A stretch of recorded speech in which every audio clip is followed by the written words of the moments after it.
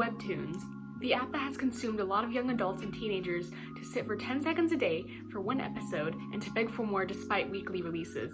It has caused impatience, anger, cringe, time to stop because some people think they're still in 2016 putting comments with like XD faces and like calling their characters little meow meows for some reason. But I'm going to share with you my list and go through what I think makes a webtoon bad and also what makes a webtoon good. Webtoons was how I got viral on TikTok. It was my most viewed video. And for some background, I've read webtoons since 8th grade, so it's been about like a good 5-6 years of reading. So the first webtoons that I have ever read were True Beauty, Unordinary, Refund High School, Days of Hannah, My Dear Cold-Blooded King, and Blue Chair. So I think I'm just gonna go straight to the point with like the problems that I have with webtoons, and then like if I have any examples, then I'll just go with the flow. So with some webtoons, episodes can be super short, and this could anger a lot of people because, especially lately with stories coming out with like much shorter panels, you can't really get much of a grasp of what's happening. One example of this is Lumine, and I know for some readers of Lumine, the author did have like a wrist injury, and they stated that it takes a lot of time for them to draw because of their wrist injury. But now that I'm looking through my list, it doesn't seem that a lot of webtoons have like short episodes anymore, which is good. We're gonna move on to the next point. Well, the next point that I'm gonna talk about is dragging out the plot just so it could continue for its popularity. This one shows up way too much in a lot of popular webtoons. And what I mean by dragging out is basically like authors trying to milk the plot just so it like keeps up with its popularity. Sometimes adding too many panels, sometimes adding things into the story that are unnecessary just to keep like readers going. And I don't know if this is the fear of like the creator thinking that people aren't gonna be a fan of their story anymore if it finishes early, but at the same time, this could have the same issue with having too short episodes. When you have too short episodes, you're confused, you don't know what just happened, you don't know what to grasp. But with too long episodes, too much plot going on, and you can tell that the creator's dragging it, and you also just don't grasp what's exactly happening.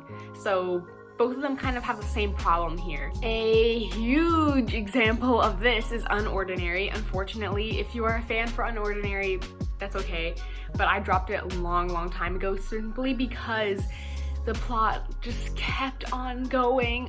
Another huge example of this is I Love You.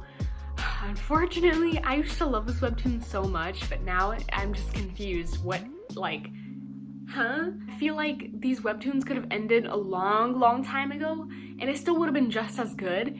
Another thing for these stories is that when they drag it out, they don't realize how far they're going away from the plot. And I think I have another point where I'll go into more detail with this. And man, I'm seriously going for the huge webtoons today because unfortunately it's always the most popular ones that seem to have like issues here and there. Another example I could think of is Solil. I used to be a big fan of this when it used to be in its Canvas episodes, but in my opinion, I think despite the really cool art style that it has, I think it's lost storytelling. That, and also like I didn't feel the passion to continue reading, so I dropped it. But I don't think it's a bad webtoon. I think it had a lot of potential in the beginning especially, but for me, I just did not connect with it anymore. Don't exactly know much about the story because I dropped it way early in the beginning. A Summer Night's Dream. I remember I made a TikTok about this, like a part 2 of what webtoons that I don't like. And when it was first released with like 3 episodes and I read it, I was like shocked because the girl is a teacher and the guy is a student, but I think they're in college. So he's like technically, like they're both adults. The art style is gorgeous. I love the art style so much, but to me, it just feels a little wrong because like seeing the first few episodes of him in school and her teaching their... Okay, actually, I don't know if he's in college. It says Hanso High. Is that like a high school? We're gonna read it together. Episode 1. Okay. Oh my god. Wow. Dreams and love tend to be somewhat similar. Wow. Cool art style. See what I mean? Like, it has such gorgeous art style. Like, I got lost in the stories being like, a teacher and a student? Both start out of the blue, bring out hidden desires, and feed off of illusions. Whoa. Do you see that? There's like macaroons running together. Well, maybe that's why, ...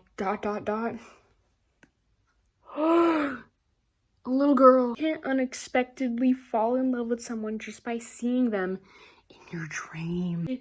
You can unexpectedly fall in love with someone just by seeing them in your dreams. Now this is facts, and I can tell you the people who did the, what's it called?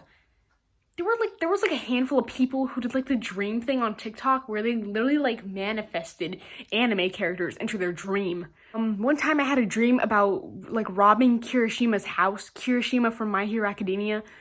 He got really scared and he started chasing me out of the house. I don't know why I had a dream like that, but I didn't have a crush on Kirishima. It's just, oh no, I'm so late. Me too. To my CS class. Next, we'll be reciting the declaration of the marriage. Over here. Whoa. Oh, can you guys even see this? Hold up. Sorry. Yodam, what took you so long? Sorry, there was a lot of traffic. Sonbei is a term used to address senior or more experienced colleagues. Aw. Oh my god, I don't know how to say that name. Sonbei looked so pretty just now. Show me the photos later. What were you guys talking about? Slide. Pond couples. We were wondering if I can't do it. Sonbei were the first pond couple, but it's so confusing because there were so many pond couples during our time. Haha. Oh, I miss our high school days. I feel like gathering at Cupid's Pond again so we can gossip. What? Yodam, we're going to grab a beer after the ceremony. You should come with us. Shoot, I already have plans. I'll join you guys next time. Huh? Why? What are you doing? It's been forever since we've hung out. Yeah! Ha ha ha. Yodam is starting her teacher training 3 days from now at Hands High.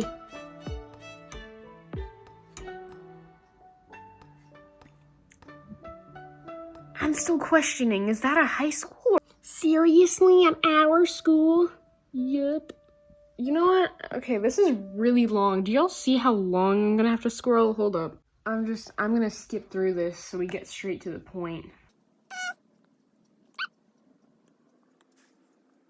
Oh, she said she's telling a student she graduated from the school. So this is a high school. And here's her telling the class that she's going to be teaching them for like a month. No, for the next month. She's teaching them Korean. Oh no, this is the guy. Whoa. Lean. Ah. I would do so bad at voice acting webtoons. Miss Han. She's like, what? Oh wow, he's playing basketball. That's so cool. Slam dunk. And she's like, ooh, they're like, Miss Han, look over here. Did I do good? Oh my god. And then this is when she has a dream of the guy and like his parents yelling at him or something. Yeah. And then this is when she sees him in her dream. What are you doing in my dream? What are you doing in my dream, Peach? Okay, and that was episode 1, ladies and gentlemen. What are your thoughts? And we're looking at the first episode comments, And this was like in 2021. I think I'm gonna go to the recent episode and see what the comments are, because what if like it doesn't actually do the whole teacher-student thing? I don't know. But anyway, the episode 1 comments say, I feel like this concept is kind of weird now that she's out of school and pairing up minors. Okay, you know what? Now, what we're gonna do is we're gonna go to the latest episode and see what the comments are. Interesting. Okay, so the comments are like way different compared to episode 1. These ones are actually like people cheering on for another character in this episode, some sort of twin. Somebody wrote a whole paragraph about how they love this webtoon and how deep it is, falling in love with the characters, and living life to find the meaning of it. And apparently this is about to end, like just 2 episodes left. That's kind of all what I could show you. If somebody has finished this or like read a good chunk of it, like what is like actually happening? Because I don't want to read the whole thing. It's like 84 episodes.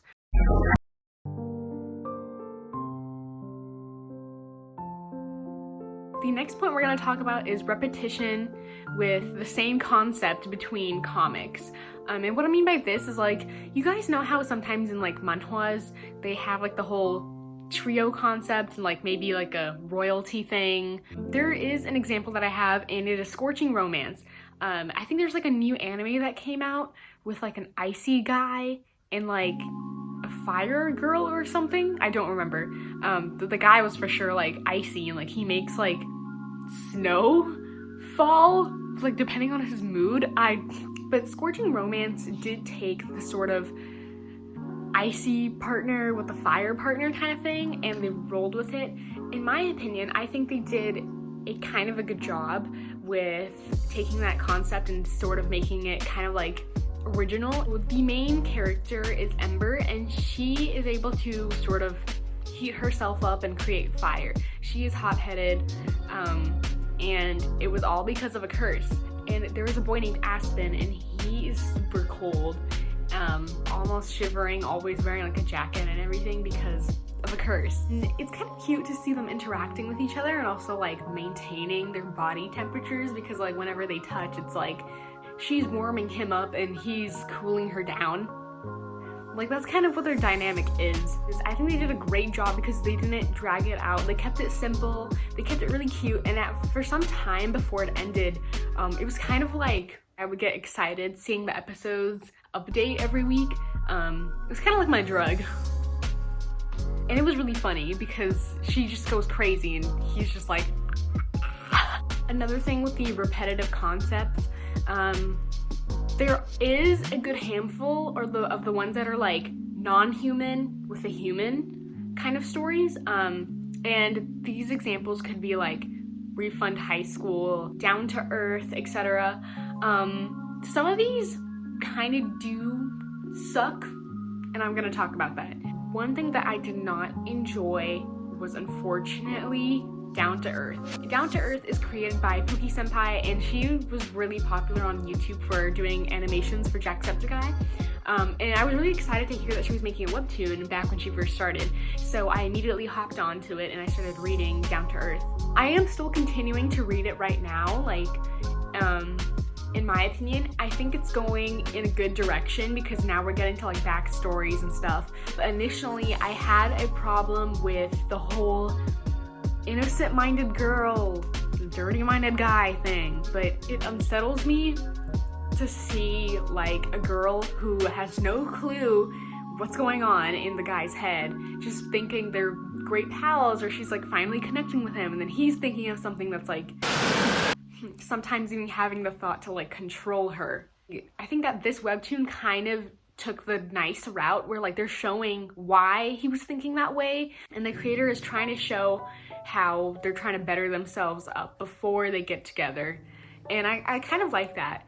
But now I think it's going towards a good direction. Another webtoon that I'm going to talk about is, unfortunately, I will apologize because it is a good webtoon. However, I personally do not like it as much. It's called She's Hopeless. Unfortunately, I do not like the girl. So the main girl is Gabin, and the main character Taeyong becomes her security guard for money. She is closed off. She is supposed to be a cold-hearted character, and at times she can be really mean.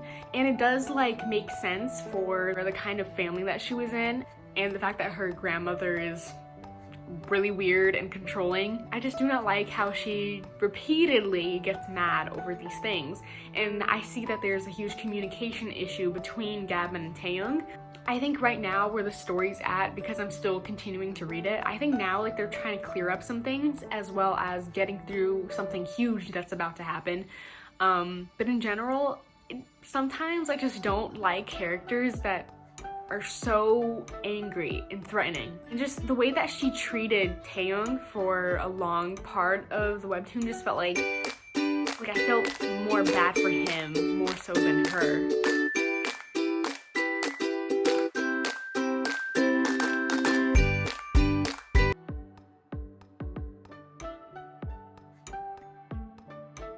And here we go.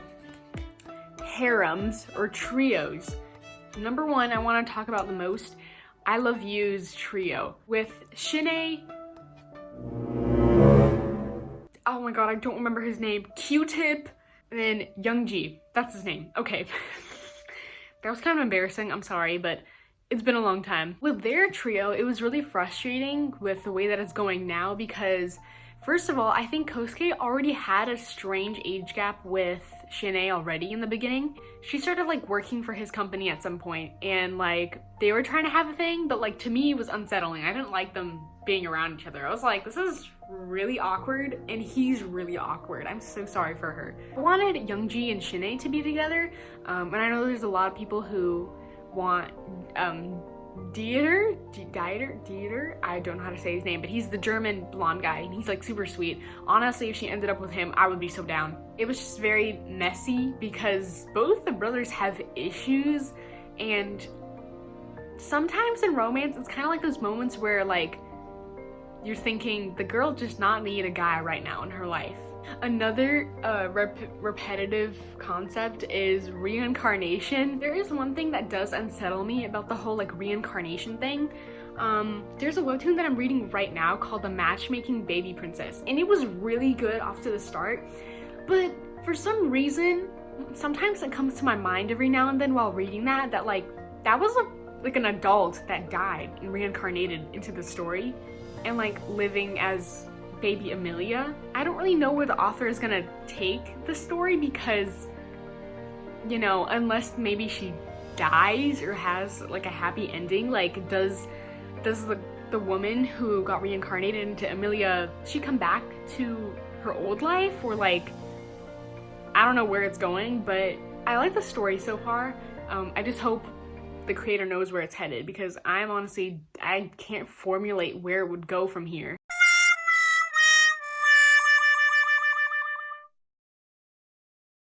The next point that I want to talk about are no character developments. And I will be coming after the popular webtoons yet again. Number one, Unordinary.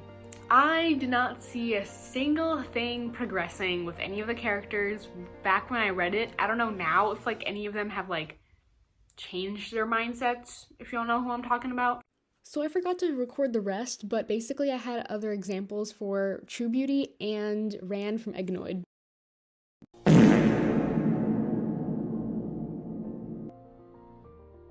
So the last point that I want to talk about are daily passes. So if you don't know, Webtoons has like daily passes now. Every single time a webtoon finishes, they put a pass on it. So basically new readers coming in or old readers who want to reread it again, they have to wait a day, one episode after another. And I think it is like a smart marketing strategy to get more money, but it is kind of frustrating because waiting one episode a day. However, I will say it is better than waiting one episode per week. I don't really know much to say about daily passes because for me, it just doesn't work out. I don't like reading a webtoon with daily passes. It kind of like shuns me away from it rather than wanting to read it more. I think it would have been smarter if they did like 2 or 3 episodes a day for free, rather than just one. Because again, there's some stories that have like shorter panels. Sometimes you don't understand what's happening, and you gotta wait the next day, and then the episodes only have 14 days until they lock again. It's kind of complicated. I understand why they did it, but I just don't think this is a smart approach, especially because from the people that I've talked to who also read webtoons, they say that it does the opposite of what it's trying to do. I will say though, some webtoons are getting their own comic books, and that is super nice to purchase and have for yourself, so you can read multiple episodes in one day. And you just have to wait for the next volume to come out, like who knows how long, like half another year or so. I'm gonna show you my list of the good webtoons that I like and why.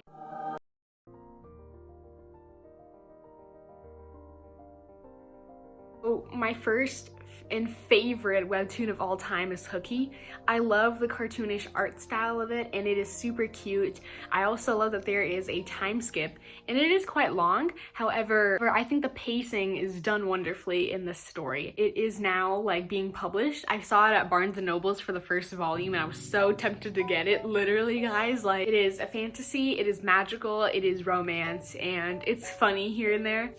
Basically, the story is about two siblings, Danny and Dorian, and they miss a bus to their school of magic. So they need somebody to teach them how to be great or good witches, or maybe not. It kind of reminds me of like the found family trope a little bit. Like, they kind of feel like a family of friends to me. The ending was amazing, and I am glad that it finished off the way it did. So yeah, if you're looking for a satisfying ending and a cute art style and like a good found family trope, then this one's for you. Another really good one is Gourmet Hound. I fell in love with this story very early on because the fact that it was like food and comic. I like when comics like display food. I don't know, I get really hungry. Basically about a woman named Lucy, and she has a strong taste and smell. So in one of her favorite restaurants, the kitchen staff have changed, and she doesn't know the identity of the chef who's cooking what she's loved for years. So one day she accidentally stumbles upon two former chefs of Dimanche, which is I think the kitchen that she used to eat at. She decides that she will do her utmost to track down each of their old colleagues in order to rediscover that perfect taste. And it's really cute because I like it when webtoons don't shove romance down your throat, because they promote a lot of romance. Sometimes that could be a little bit like, it could be a little annoying, especially because that's basically all they advertise. They always advertise romance because I mean that's what they're mainly known for, but I just think that other genres deserve to have their own spotlight, because sometimes these genres, when they add a little bit of romance into it, it's way better than actual romances. Another one of my favorites is Yumi Cells. It is long. It is like 400, almost 500 episodes. I don't remember. It's been a long time and I'm looking through my laptop, but Yumi Cells is about a girl named Yumi just living her daily life, and her cells are like little cute characters, and it's really funny seeing them interact in her head when certain situations happen. And their designs are so cute. I love how cute and tiny they look. Look at their designs. Oh, I forgot to mention, they're her brain cells, not like her cells in her body, like the brain. Like, it's really good if you're looking for comedy, something goofy, a little bit of romance, and of course, drama. I love drama. I like watching drama shows, watching people argue with each other for some reason, like Love is Blind and The Button. Is Siren's Lament, just because I love mermaids, but this story is also really good. Instant Miso, I've been a favorite of hers for a long time. She's also wrote When Tangents Meet, and right now she's currently writing Eternal Nocturnal. So Siren's Lament is basically about a girl named Lyra who ends up plunging into the world of sirens. There's like curses involved and two guys that everybody obsesses over. My favorite character by far is Ian. I love Ian. He's like the goofy, like smug guy, you know? Like, I like it when shows implement dudes like that because they're just interesting. The art style is amazing, and I also really like the characters that are in it because the side characters are absolutely mwah. They're like not just characters to like support the main character, they have their own little stories trying to deal with their own curses, which is awesome. Another really, really good one is Unholy Blood. This one has fantastic art style. Some people argue that Hyen is OP, like she's overpowered. In a way, I do agree, but like I think that was kind of the whole point to the fact that she's like a white-haired, blue-eyed vampire. I think that was the whole point, like she's supposed to be abnormally stronger than normal vampires. And there is some romance in here, her with the detective, and it's super cute. I like it. And the creator did a really good job with portraying Hyen at her weakest moments. I really like when media portrays how a woman is strong, because sometimes it's not always physical, but when they show them how strong they are emotionally and trying to hang on even at their last moments, it's so powerful. I like when media takes that route because it just shows different ways that women are capable of being strong. The makeup remover is also a really good one. It is supposed to be like the better True Beauty kind of story because it's got the same, like, similar thing going on. Like the main girl using makeup to transform herself and some romance involved. She realizes how beautiful she really is. On True Beauty, it was just Jookyung trying to like cover it all up. And although she did sort of overcome using makeup all the time, realizing that Suho loves her no matter what, to me it just wasn't as powerful. It was just kind of like just said right there on the plate, like, oh wow, he still likes her because, you know, it doesn't matter makeup or not. But for makeup remover, you just see the transition. Another really cute one is Morgana and Oz. Super cute. It is about a struggling witch and an angsty vampire. And the vampires and the witches hate each other, but Morgana and Oz meet each other and they kind of like have to form an alliance here. And like they're very understanding, they're very down to earth, just understanding each other's lives and what they're up against. Obviously the really good ones, Remarried Emperors, I am obsessed with it. I know that some people do have complaints about it, but for now I think it's amazing. It is a good read. It is an empress who divorces her husband because he brings a mistress and he wants her to live amongst them and for her to give them a child because the both of them are not able to have children. But she's not putting up with it and she's like, no, like this is another woman going in between our marriage, so nope. So she dips, and this other guy, neighboring kingdom, the king is like, hey, I like you. Can we be together? And she's just like, hold that thought. So the Empress Navier is like, you know what? This is a good idea. I'm gonna get revenge on him and show him that I'm doing amazing with the neighboring kingdom. And it has amazing jaw-dropping moments. I can't wait to see where this goes because I know it's an actual book apparently, like an actual series. I just love seeing terrible characters get what they actually deserve. So It's Mine is another good one.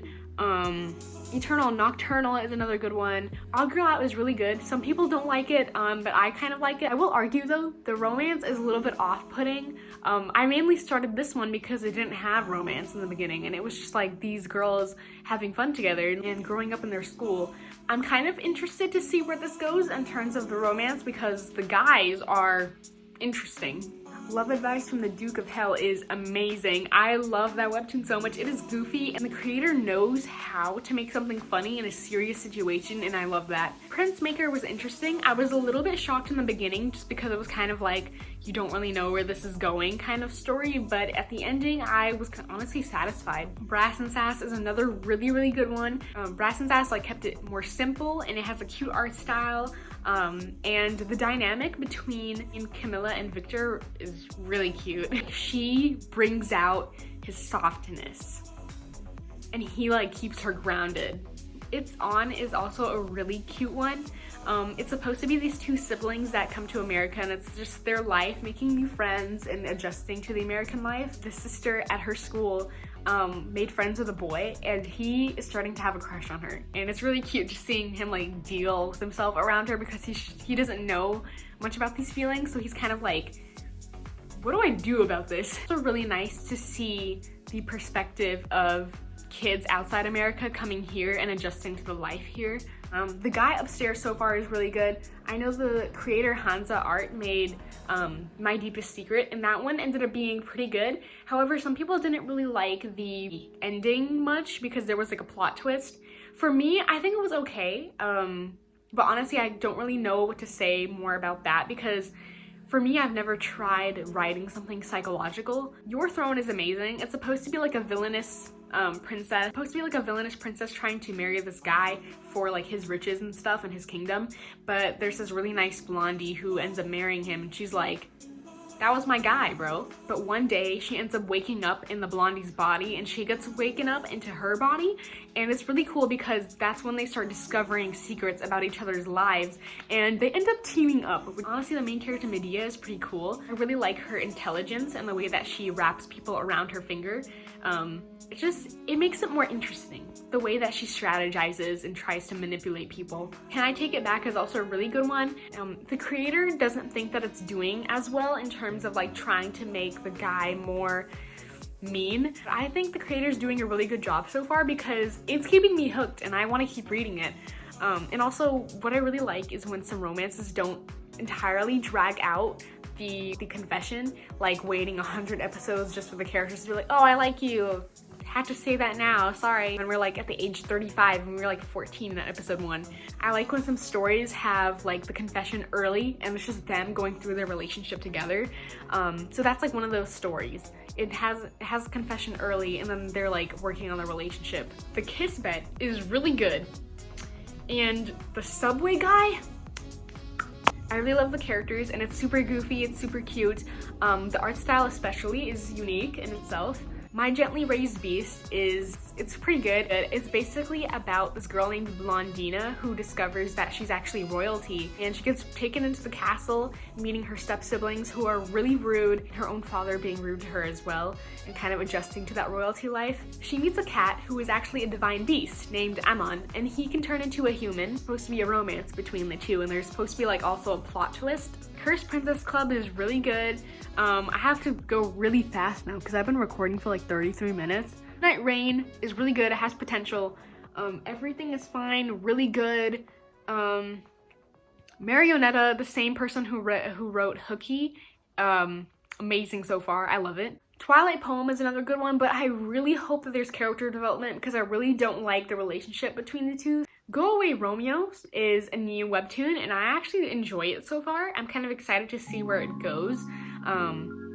It's basically about like the whole, before Juliet there was a Rosalind in Romeo, but she has this child when Romeo and Juliet run away together, when they fake their death, and everybody thinks they died and she thinks that Romeo's dead too, so she's taking care of their son. I think Romeo is supposed to come back and try to like win her love when there's also some other guy competing for her. Spring Once Again is also a really good one. It's supposed to be like a grandma who swaps a body with her granddaughter, and her personality switches when her grandma gets in her body. It's like she becomes more confident and more like mature, more caring, more adult-like. Meanwhile, the granddaughter, she's just more like shy, closed off a little bit. Marry My Husband is also an interesting one. I kind of like it, even though I'm not really that much into office romance. It's supposed to be like about this woman who has cancer and her husband ends up cheating on her with her friend.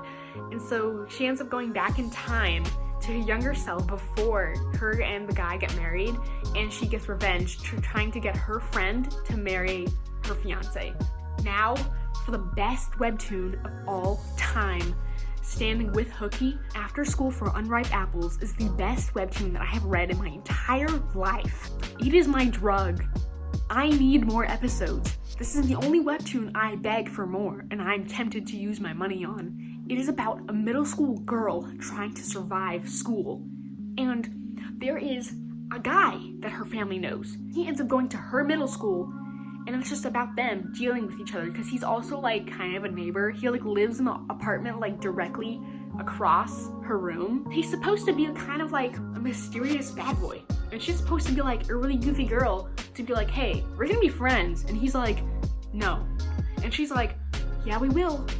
And there's supposed to be like romance going on, and like it's really funny seeing their interactions whenever they clearly like each other but they keep denying it for themselves, because she'll just be like, does he like me? Like, and then he'll be thinking in his head. My favorite moment from them was when they were running on the track, okay, and Mie, the girl, she was like, I have to use the bathroom. And he goes, what? And she's like, no, like, I'm gonna go, like, right now. He lifts her up and carries her and runs. He sprints for his life to get her to the bathroom. And she gets out and she goes, thanks. And he stares at her like, it's super cute. And I want them to get together. I know the creator's kind of like edging it on a little bit, kind of like teasing them both before they potentially confess. But I like it. And if you are looking for something a little goofy, a little romance, a little bit of like drama, then definitely read that. I always love stories that have like a funny girl character. Mie is genuinely so relatable. She's hilarious. That girl is amazing. I look up to her. And she absolutely does not care about having boys in her life. Yet boys keep coming into her life. So she's just like... There are definitely more webtoons that I could probably talk about, but for this video, I think I'm just gonna stop right here. If y'all have any recommendations, leave them down below because I would most certainly need more. It's kind of addicting a little bit. And don't even get me started on webtoons that are like daily life comics, like Blue Chair. I used to love Blue Chair and I don't understand the hype anymore of these things. That and My Giant Nerd Boyfriend, really cute, but I also dropped. I can't keep up with those kind of webtoons when it's just like daily life things. I guess it's like cute to read on the side, but like they go really long, dude. Like they go past 1,000 episodes and I'm just like... But that's all I gotta say for these ones. Thanks for watching. Maybe subscribe, like, comment, share this video if you know a webtoon reader. And of course, if you want to express your webtoon hate or webtoon favorites, go ahead in the comments. I will read them. Yeah. Anyways.